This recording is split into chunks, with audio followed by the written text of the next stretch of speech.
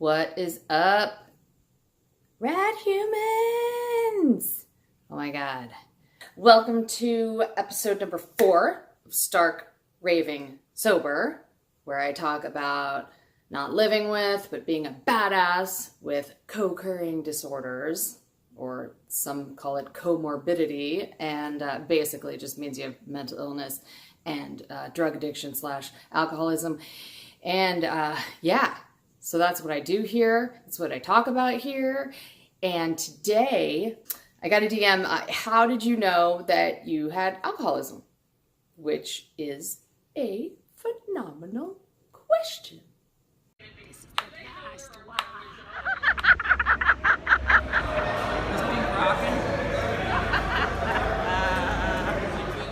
Yeah, so how did I know I had alcoholism?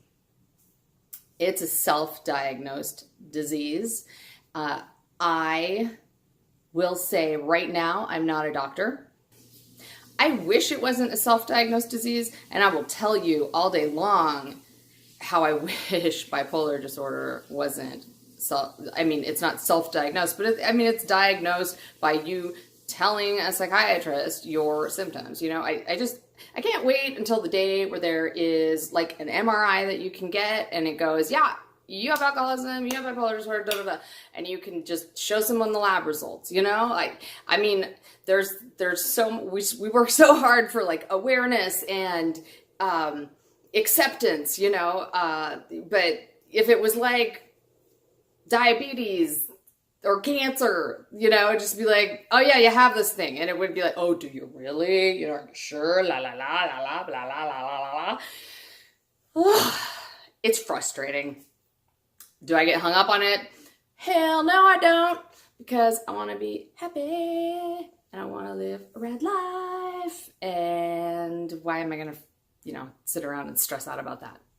So I was genetically predisposed to have alcoholism, and then I grew up in an alcoholic home with a ton of violence, abuse, mental, physical, everything.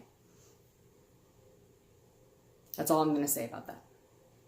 So my environment was also predisposed me to have alcoholism. I know, bottom line, when I ingest alcohol, I do not metabolize it like a normal drinker. I don't drink a glass of wine in the afternoon and want to take a nap. I drink a glass of wine. Well, I don't drink a glass of wine in the afternoon. I have some beer and some shots in the afternoon. And I want to get it on. Like, I get hyped, I get ready, I get on fire, and I want to keep the party going. And, generally then speed, etc., etc. I'd like to add a lot of speed so I can keep going and keep drinking. And that's why I didn't last very long. I was literally dying. Normal drinkers don't do what I do when I ingest alcohol. Like, they take a nap. I take off my clothes and pee in public places. And seriously. And that all sounds really fun, but it's embarrassing, especially when you're with coworkers. And I did that more than once, seriously. So what happened was my father was like such a drunk, and like he was not functioning. He never had a job. When I knew him, he was just a blackout, violent, gnarly, sick human being with alcoholism, and a beautiful, brilliant, wonderful human being who I have completely forgiven. It took 13 years of sobriety. We could probably do an episode on that too. We could probably do a series on that, but it took 13 years for me to forgive him. But he was what I saw as someone with alcoholism. My dad took us away to Mexico. We fled the country when Reagan was elected.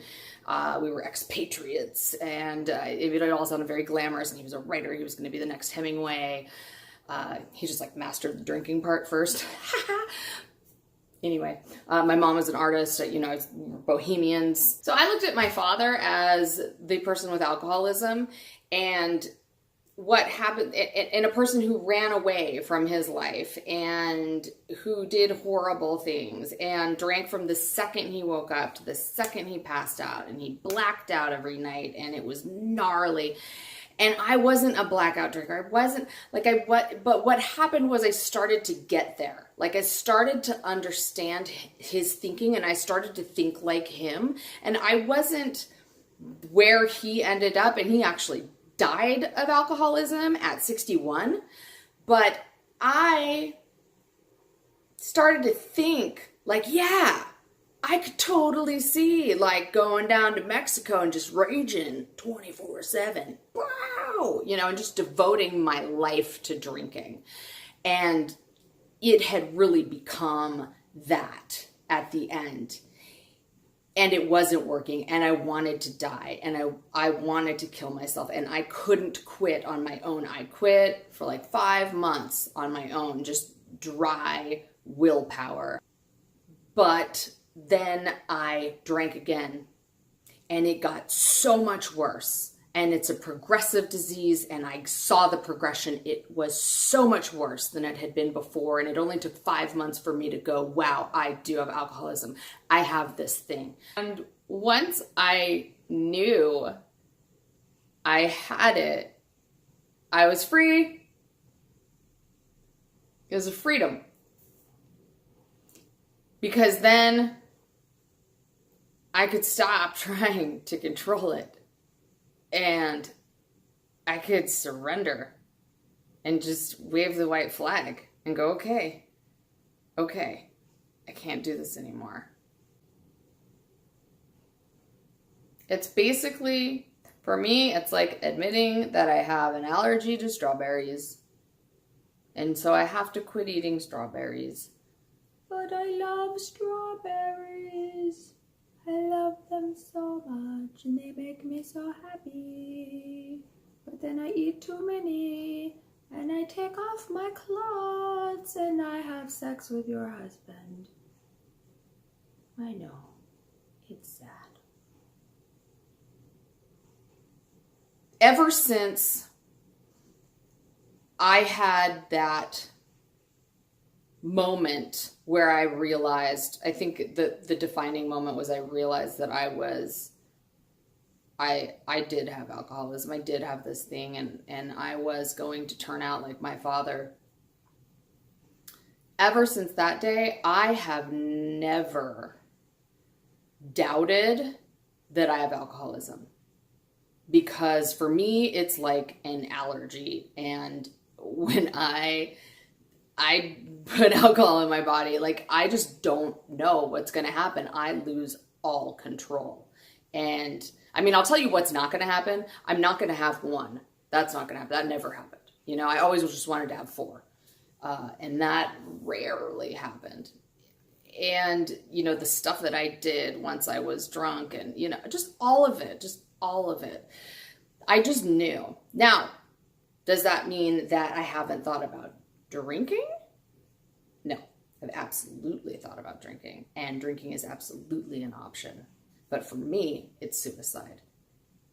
And I've been suicidal a lot of my sobriety, a lot of my life. So let's end on that happy note, right? What? Yay! Okay, so you guys can ask me questions anytime you want. You can just like comment in the comment thing on YouTube.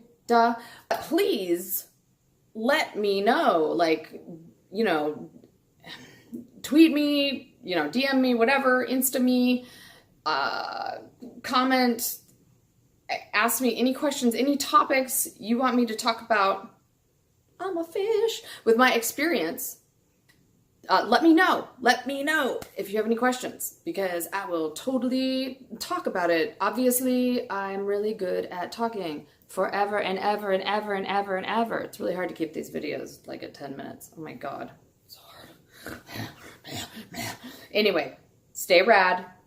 I love you humans. You guys are totally awesome. Go out there and kick some ass. Oh.